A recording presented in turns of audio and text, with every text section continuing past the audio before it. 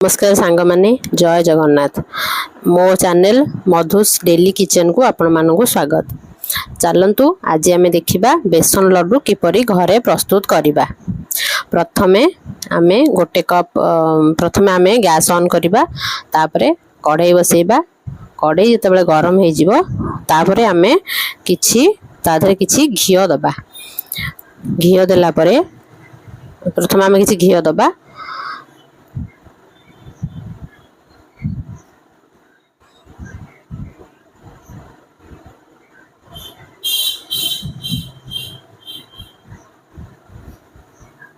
तापरे आमे घियो केते जोर गरम हैला ताको टिके चेक करिबा। घियो तले गरम हे जिवो तापरे आमे गोटे कप बेसन, गोटे बड़ कप बेसन आगे मेजरमेंट करके रखिथिबा। चलेकी ताको घियो रे पकई प्रथमे ताको किछि समय पर्यंत भाजीबा। हल्का मीडियम फ्लेम करके ताको भाजीबा।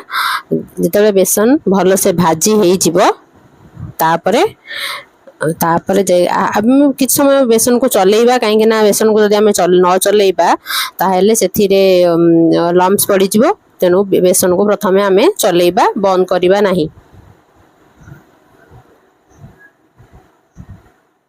तापरे जेतेबेले देखिबे हमर बेसन भाजी हे जिवो सेतेबेले वासना भी हबो आउ बेसन रो कलर मध्य चेंज हे जिवो। जेतेबेले गोल्डन ब्राउन हे जिवो बेसन सेतेबेले पर्यंत हमको भाजिया को पड़िबो।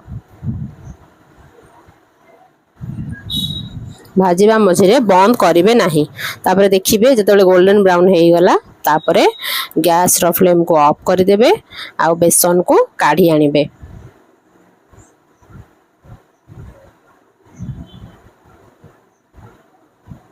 वर्तमान आमे पूर्वरु चीनी आ गुजराती रो गोटे कप चीनी आ 2-4टा गुजराती को गुंड करिके रखिथिबा।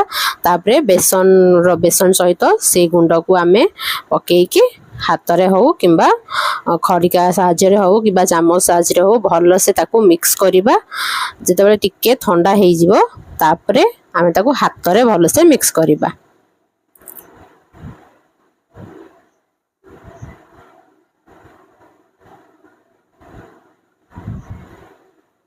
देखंतु जेतेबेले टिके ठंडा हे आसिला ताको पुंटरे आमे हाथ रे भलो से मिक्स कर दबा। जेमती जमारू लम्प्स न रुहे ताको आमे मिक्स करिबा। तापरे बेसन को हाथ रे अल्प अल्प नै हाथ रे हल्का घियो लगेकी ताको आमे लड्डू रो शेप दबा।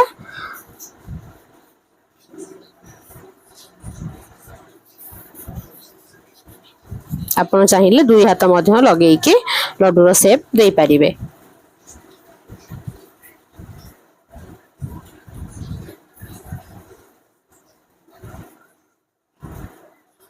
देखंतु प्रस्तुत हे गला हमरो बेसन रो लड्डू घरे अति कम खर्च रे आउ सहज रे।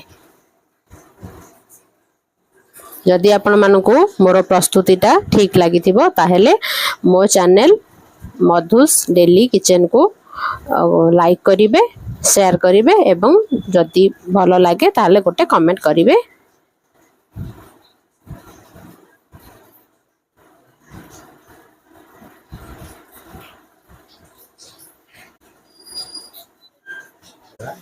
एबे आमे भेटिबा पुणी आउ थरे आगो को आ गोटे नुआ रेसिपी सहित। नमस्कार, जय जगन्नाथ।